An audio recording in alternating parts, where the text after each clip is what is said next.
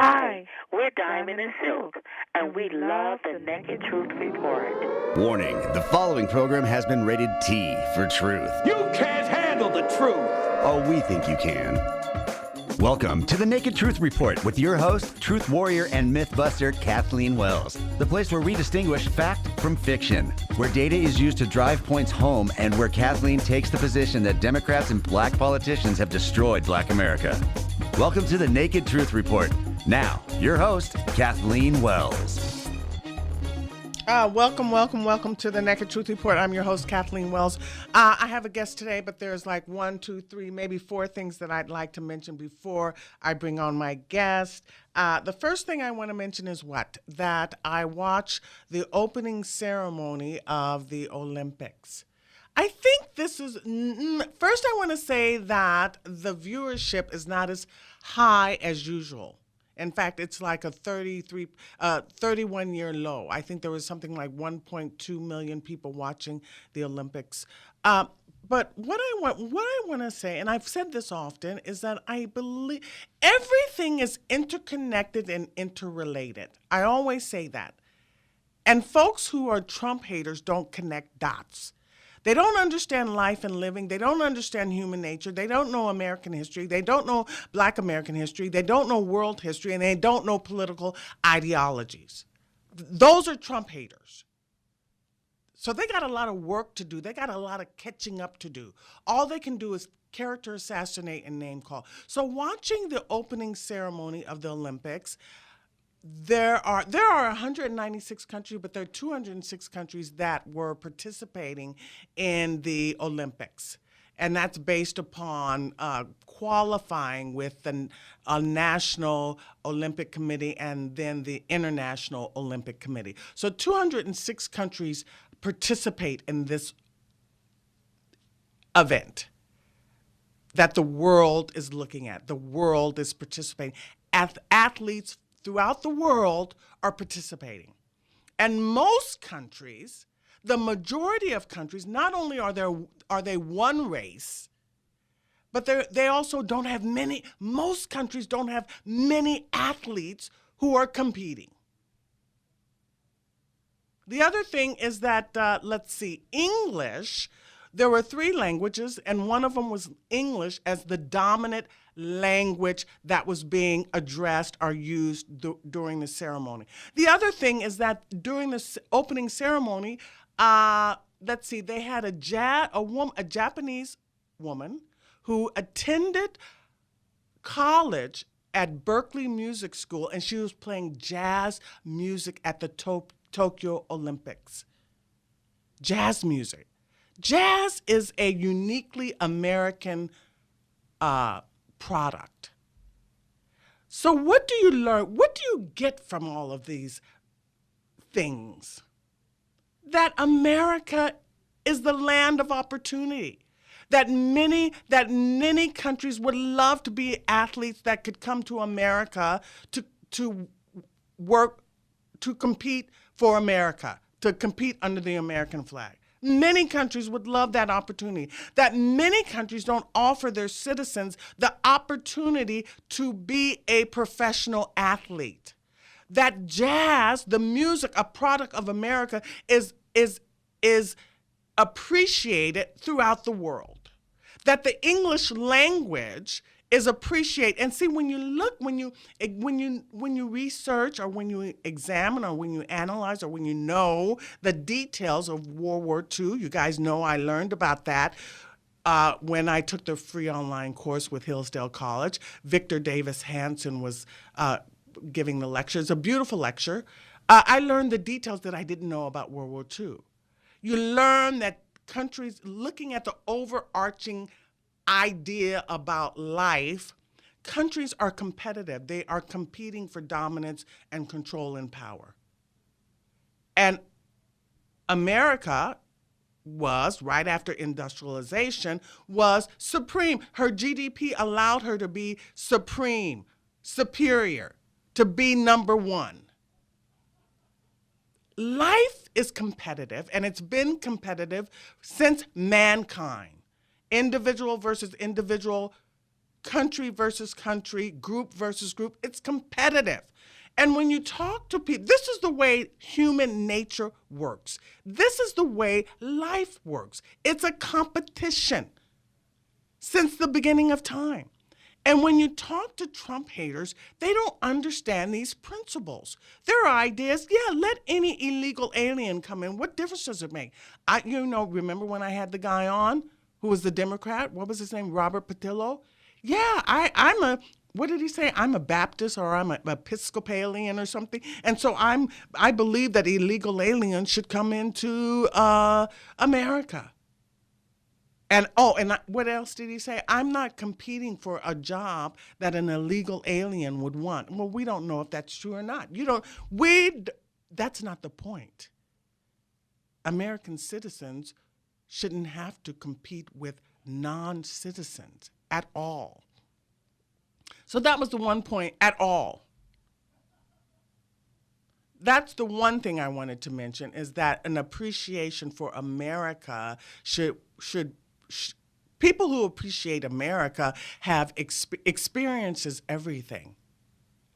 So and wisdom is important. And the only way you get wisdom is listening to wise folks. So when someone isn't wise, you can assume that maybe they had never had the opportunity to listen to someone who was wise. They don't even know what wisdom is. We should all, I know they always say, oh, I'm grateful. No, they say I'm proud to be an American, but I feel like we should be grateful that we're American. We should be appreciative. And the other issue is freedom. The Democratic Party never talks about freedom.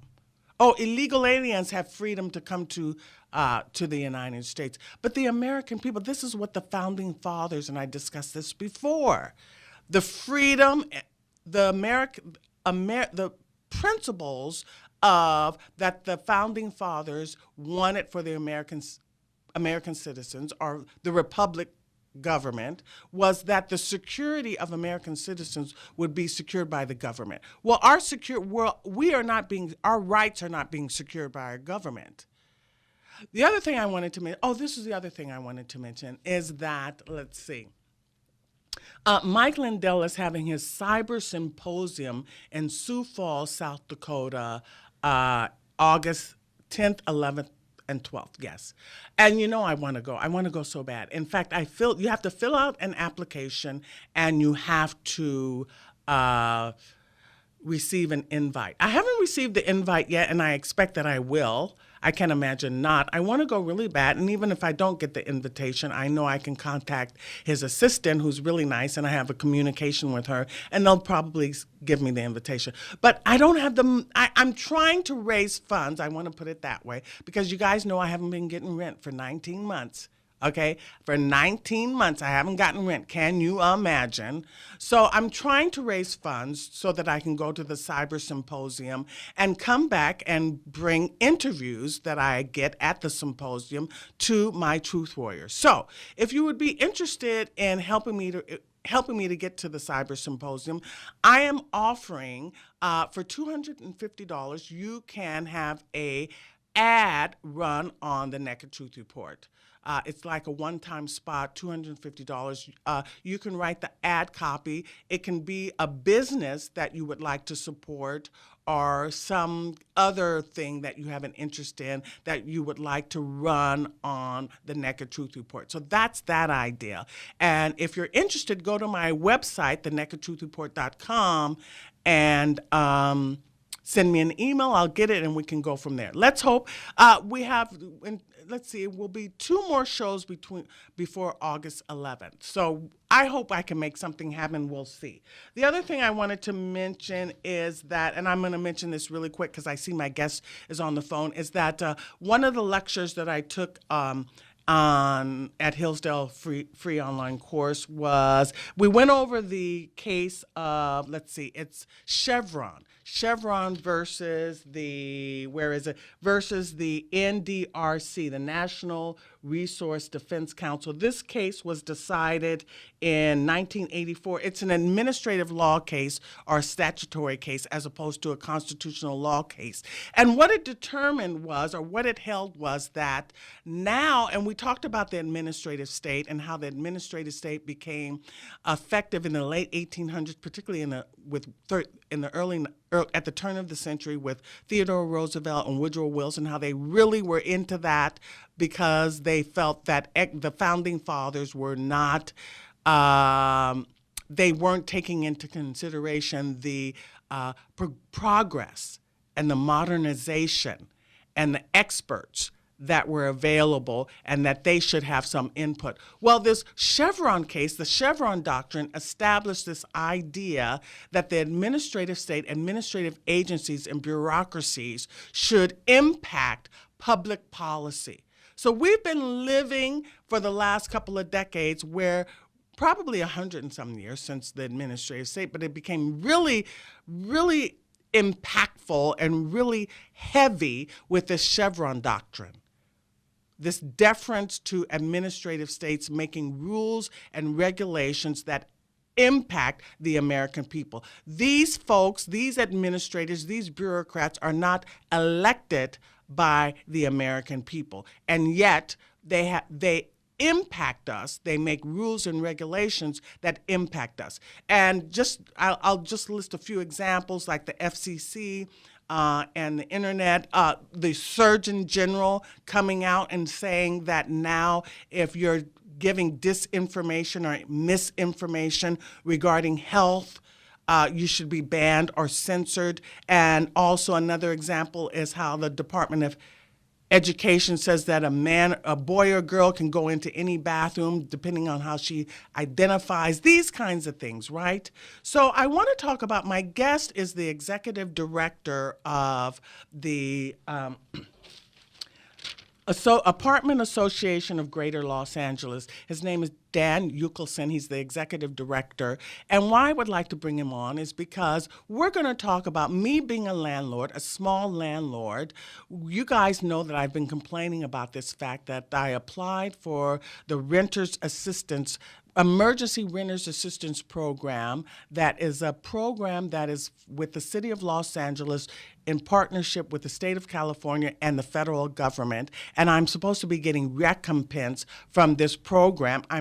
My application is actually on hold. It's been on hold now for 5 months? I don't know if we'll ever see that money. And my tenant has no intention, despite telling me he's going to move out every month. He's not going to move out and he's not going to pay rent. That's clear. So I want to welcome Dan Yukelson to the Naked Truth Report because he's going to talk to me. He's going to talk to us about the adversities, the difficulties, the hardships that landlords have been experiencing in Los Angeles and in California because of this COVID business. So, Dan, welcome to the Naked Truth Report. Hey, Kathleen, thanks for having me on. I'm delighted to have you. So give us some information. First, tell us, what is the Apartment Association of Greater Los Angeles? Well, we're very much like a trade association. We've been around for over 100 years, but, we represent rental property owners, as we like to call them, rental housing providers. We've gone away from using the term landlord because that has too many negative connotations. But we try to raise the game of rental property owners. We provide them with a lot of education. We have a bunch of seminars. We have a full legal forms library which has hundreds of lease forms and notice forms that any rental property owner needs to operate their business. And then we also offer operational advice from trained rental property managers that are on call 5 days a week. And then probably the most important thing we do for rental property owners today is, we're government advocates. Unfortunately, these passive investments people have made in rental property has become a very highly regulated business. And so we've had to put a lot more resources into being lobbyists and government advocates And we're out there fighting for people's property rights. You save for many years, and you make sacrifices to purchase these rental properties in hopes they'll supplement your retirement someday. And the government is slowly chipping away. It's been death by 1,000 cuts. And you often question, do you really own this rental property, or does the government own it? And you're just kind of there working for free in a lot of cases. So that's kind of the voodoo that we do, as we say. Yeah, and I read a recent article that you wrote on that you posted on LinkedIn. I saw one of the comments, and I wanted to comment, but I can't comment because I've been banned off of LinkedIn now. So I know. And you called us landlords indentured servants, given the COVID. What's going on with this pandemic? It's a pandemic. Absolutely. Yeah. So elaborate on that. Well, what other business do you know of that has had to provide their goods and services for free? You go to the doctor, if you've had COVID, you still got to pay for your doctor services, or at the supermarket, or if you need clothing. But for some reason, rental housing is deemed to be a service that people don't need to pay for if they've, been inflicted with COVID or had these COVID-related financial distress, as the government likes to call it. So it's just really unfair, and it's really been a crime that's been perpetrated on rental property owners, particularly the smaller rental property owners that, in addition to owning a rental property that they've invested in because they don't want to invest in stocks and bonds on Wall Street, and they wanted an income stream to supplement either their current income or their retirement income, we're all in the same boat. Like our renters, we've lost our jobs, we've been inflicted by COVID, or we have family members that have been inflicted by COVID that we have to take care of. Yet, for our rental properties, we need to provide those services for free. So how do you think this should have been handled? What is an alternative way in which you feel like this should have been handled, given this plan? Ironically, with all this $5.4 billion of rental assistance that our dear governor is now doling out, thanks to our federal government, they're looking at these renters up and down, and the renters have to prove that they've been impacted by COVID, either lost their job or have been inflicted with COVID, and that's the reason they can't pay their rent. But, merely, for cities like the city of Los Angeles, you literally need to tell your landlord COVID, and you don't have to pay your rent for over a year now. And there was no checks and balances whatsoever on this thing. And, ultimately, my fear is this $5.4 billion of a rental assistance is going to be doled out similar to unemployment. And there's going to be a lot of fraud claims. You're going to see a lot of this money going to the prison population and to the homeless population and to many other people that don't deserve to get this money. And a lot of it's not going to end up in the landlord's pockets who really need it and are suffering and facing foreclosure today. Yeah, I'm not facing foreclosure, but that's my predicament. My tenant hasn't paid rent in 19 months. I filled out the application. It's the Emergency Renters Assistance Program. I filled out the application on opening day, which was March 30th. My tenant went and filled out the application in person because he said he didn't have the documentation in mid-April. So now I'm waiting my application is on hold because my tenant doesn't meet priority eligibility. So he doesn't meet, and that's because I'm assuming he doesn't make 30% or less, 30% or below the median income in the neighborhood. In the city of LA, they're supposed to cover people 80% of the area median income or below. And unfortunately, with the city of LA, not only were they very late to the game, their website to put in these applications was not available for literally a month after the state-imposed deadline for that. Suddenly they're not distributing any more money, and they have a April 30th deadline, and their website is not available today. And there's more state money coming. The law changed. There's been the fourth extension of the statewide eviction moratorium under Assembly Bill 832. but yet the city of Los Angeles, for whatever reason, is closed for business, and they're not taking applications anymore. So I don't know what's going on with the city of LA. It's really unfortunate that they've decided to distribute the money on their own locally, because anytime they need to develop a website and distribute money, it never gets out fast enough, and there's always problems, there's always fraud, and there's always errors involved with it. And it's just too bad that they just didn't decide to participate in the statewide program and let the state distribute the funds. Oh, you think the state would have been more efficient?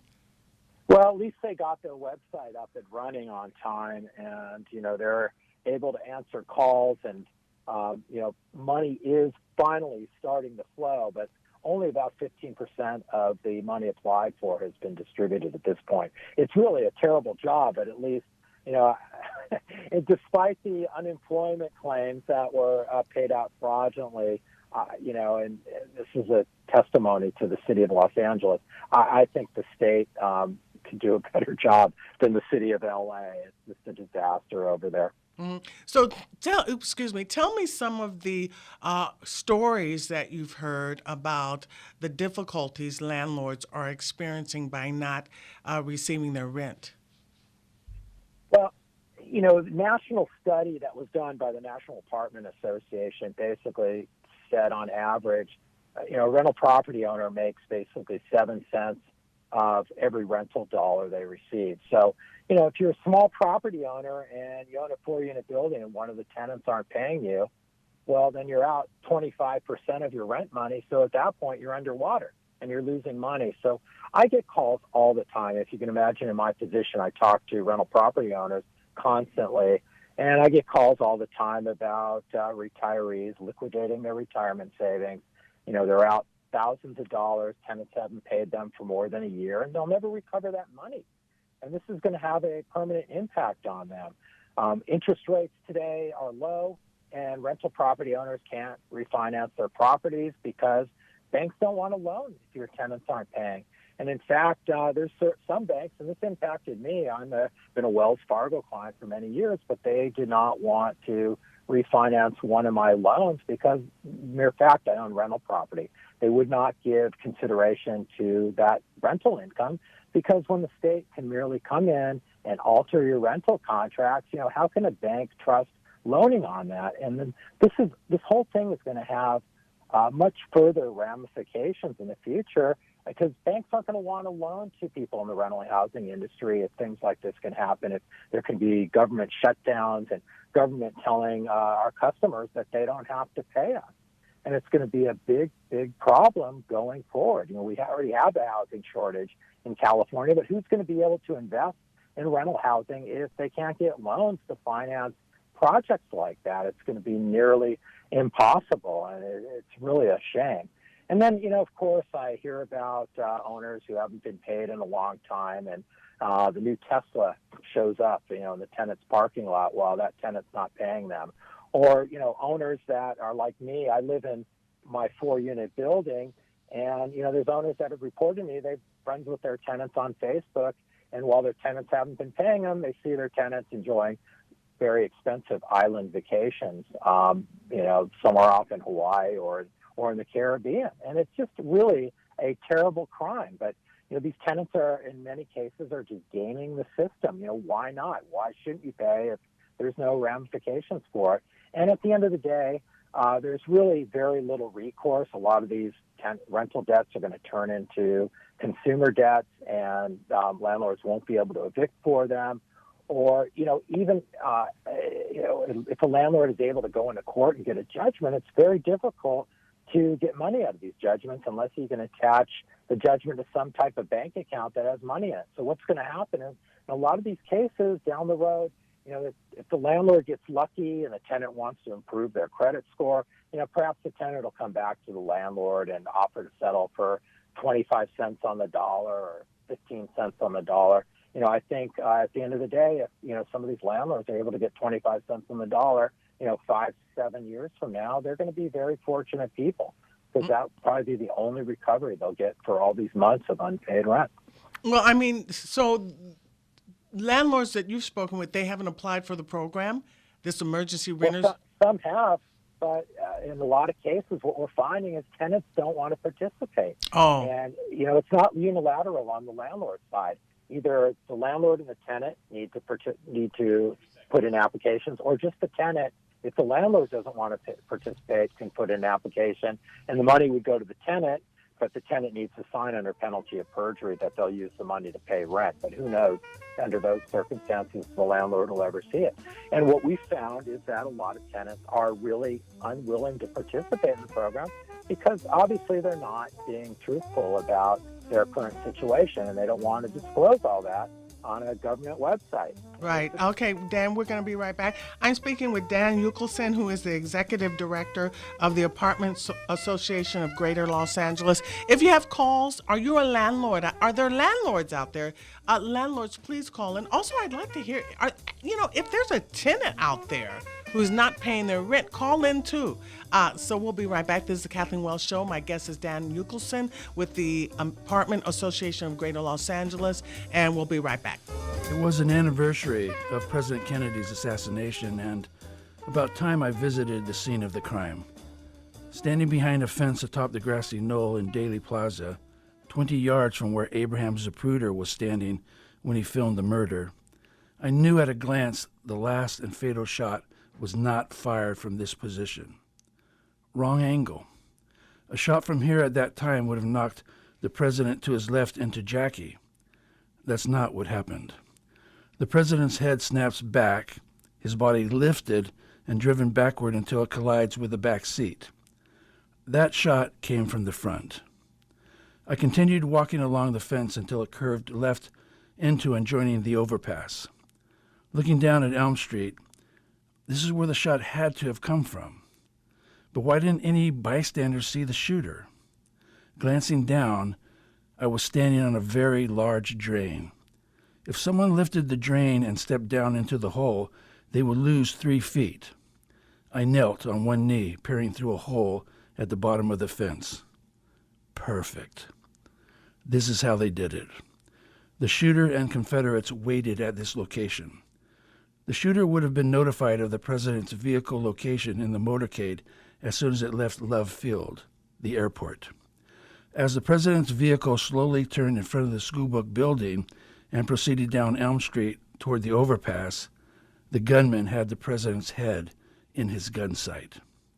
Waiting until the vehicle came to a complete stop in the middle of the street, the gunman pulled the trigger.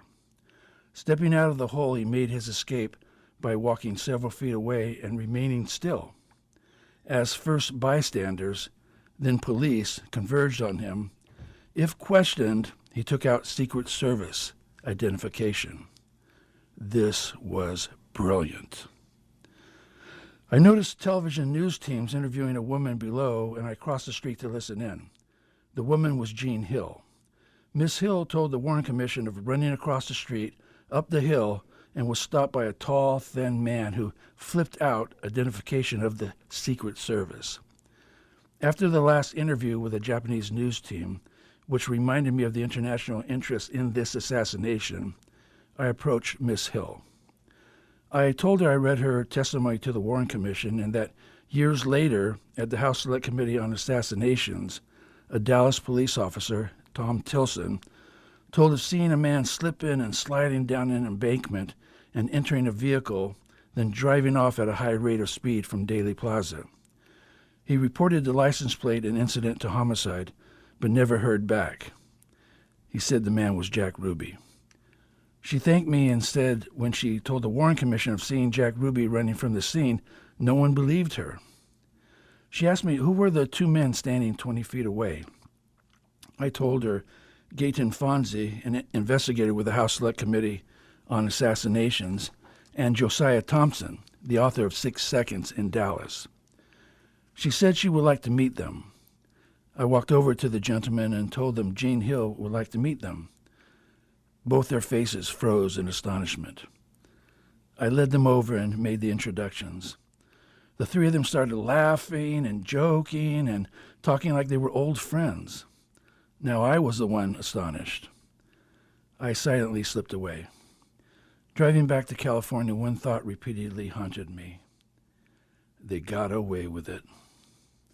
I'm Michael Calder, the author of JFK versus CIA.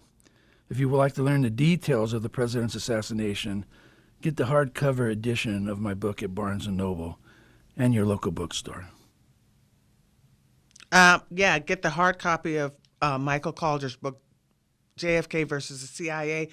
They got away with it. Are they going to get away with this virus business? Listen, I like to listen to Dr. Robert Malone, who is the founder of the mRNA vaccine technology. Go check him out on Steve Bannon's War Room on Rumble. This business, and I also listen to Dr. David Martin. What I'm beginning to believe or understand possibly that it's not the virus, it's the vaccine. That's why they're trying to push it so bad.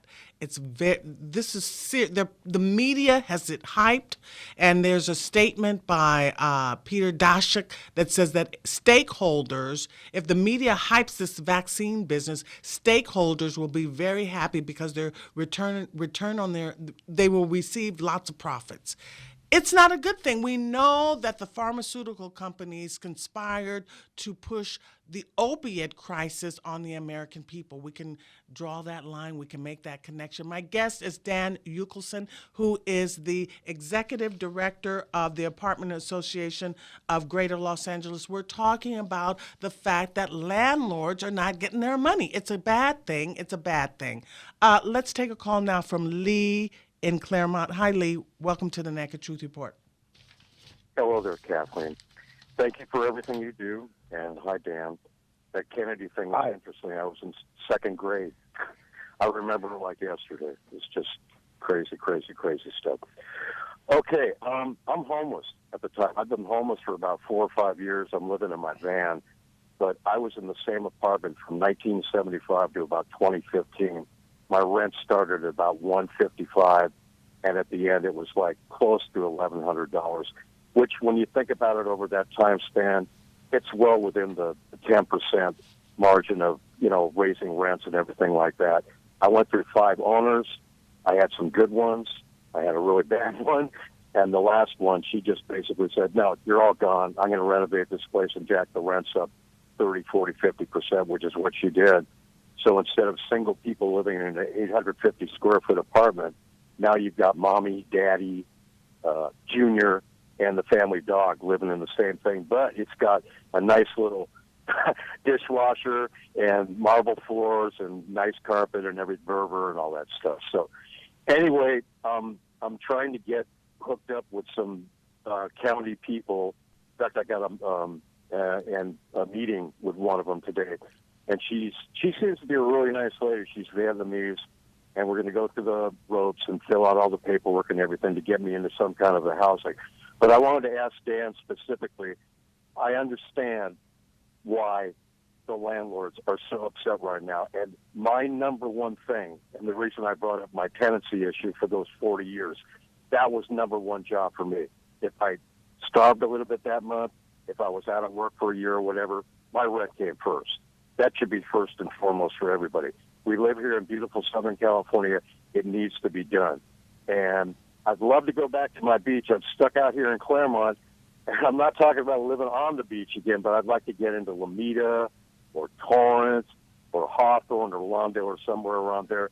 Does Dan have any suggestions for me about, I know there aren't 3-year leases, but I got a little bit of money packed away.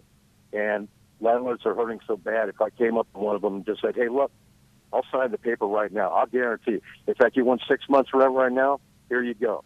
Because there's so many deadbeats out there that are shirking it. Like you said, they're on vacation. They're posting on Facebook. That's unfair, and it's wrong. And so anyway, that's my spiel. What say you? Okay, Lee, thanks. Sorry you're homeless. Well, you sound like a really good guy, and, it's really unfortunate that there is a need to increase rents over time. Part of the problem is, over the past 40 years, we've just seen a deluge of regulations. And to comply with these regulations is just more and more costly. There's all types of tenant protections, so landlords have now had to lawyer up, and the government's paying for lawyers for tenants, and so it just runs up the bills of these landlords. They've had to pay for inspection programs, increased trash hauling fees, increased utilities. And so over time, by virtue of all this additional government regulation we've seen, rents have had to go up. And on top of that, what's happened is a lot of the small owners that have traditionally provided the bulk of affordable housing in California have been forced out of business.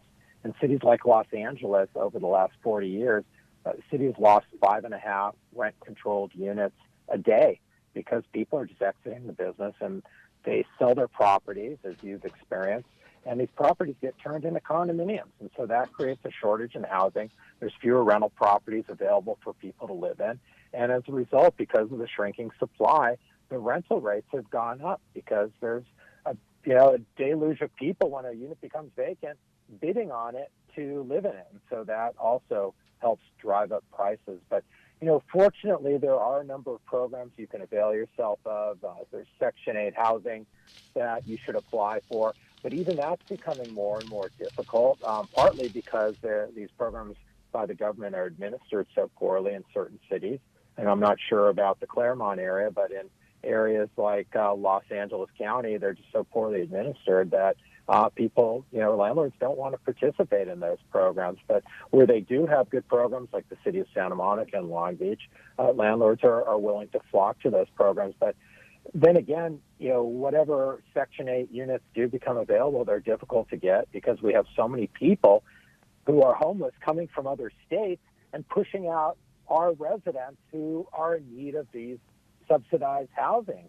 And it's really become a huge problem. We can't help our great weather, but if you take a survey, and there's been many surveys done on the homeless population, and we have lots of mental illness, drug addiction, and we have a lot of people coming from other areas because we have great weather and we keep offering more and more services, and we just cannot provide enough of these services to help our own citizens. And so we're getting more and more people from out of state nowadays, and it's been a huge problem. But I hope that if you contact your local government, the housing authority where you are living, that they could place you fairly quickly in something affordable and then help you find some more permanent housing at some point.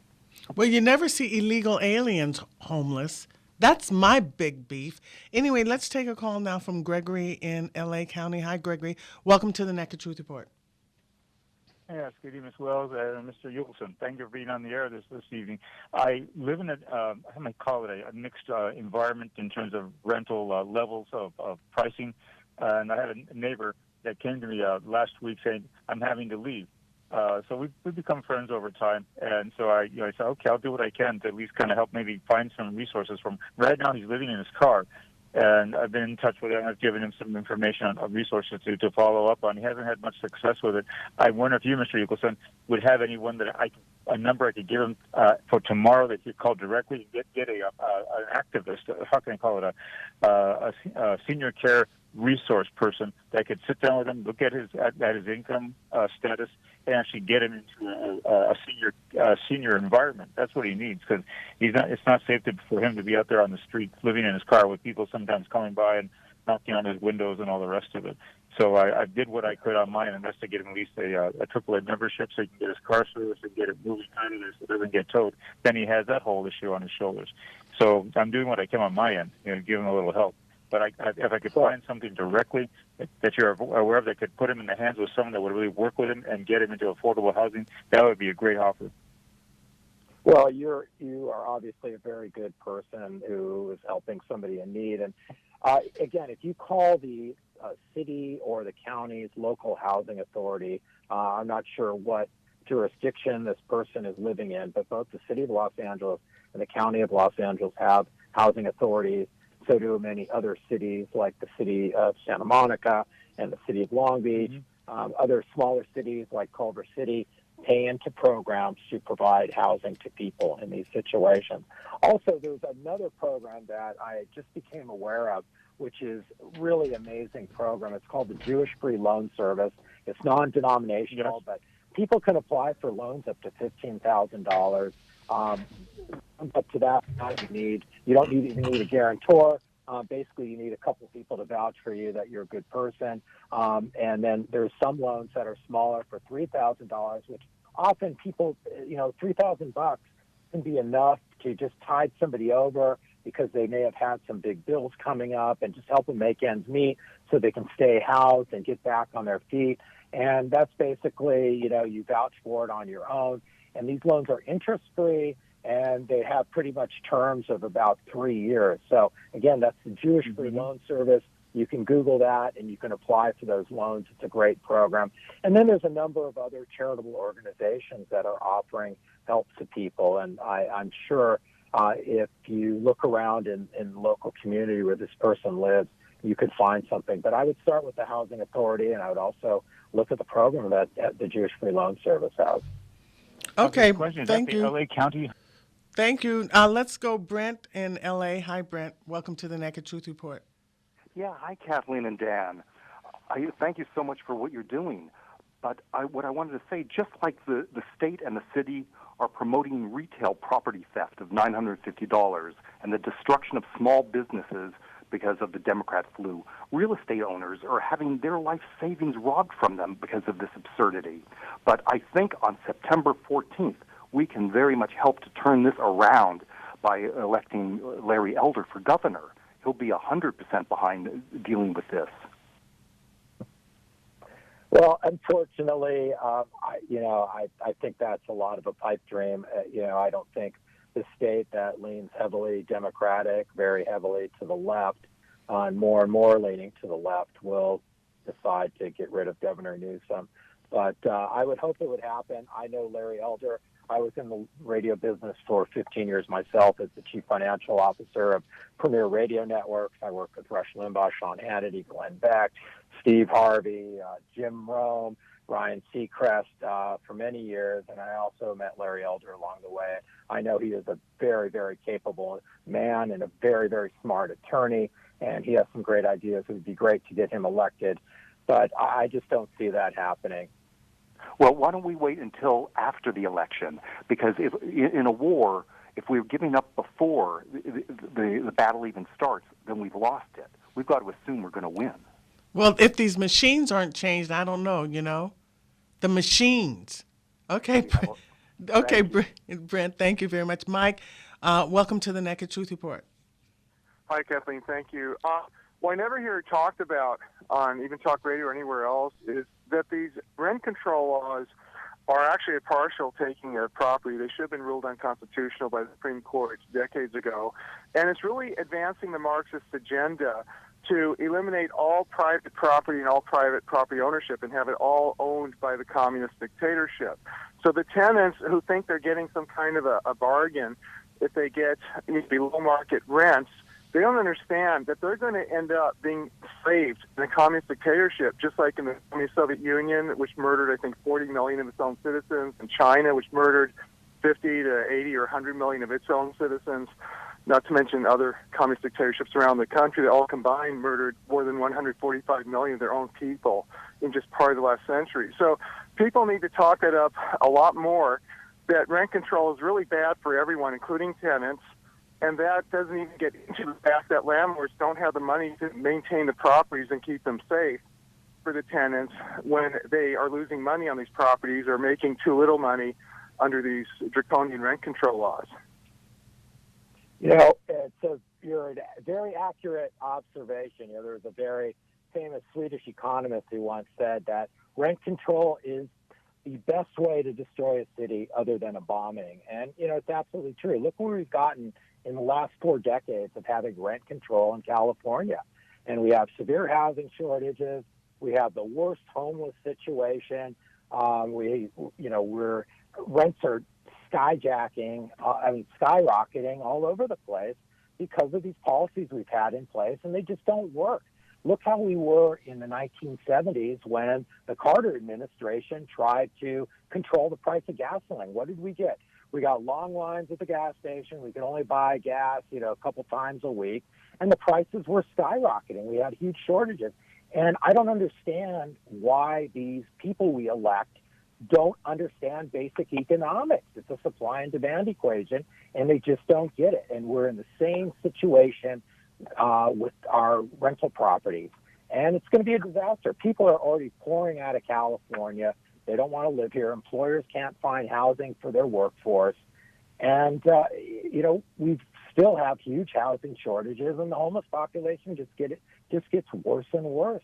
And our government. Yeah, I think a lot of these politicians, Democrat politicians, do understand economics, but they're doing this on purpose. So back to the Cloward-Piven strategy to overload the system, to destroy America, and say, look, capitalism doesn't work, the welfare system doesn't work. We have to replace it with a brand new system, which is their communist dictatorship system. So Cloward-Piven, those two sociology professors, have been. They tied that just to the welfare system, but since the 1960s, when they first published that strategy in The Nation magazine, an article, the Democrats have expanded this whole strategy way beyond welfare. For example, massive illegal immigration overloads everything, overloads housing, the water supply, electrical supply, the traffic infrastructure, the welfare system, the prison system. They're hitting us at all angles to overload the system. Housing is just part of the overall system that they're trying to overload and destroy. So I think these politicians know damn well what they're doing. They know.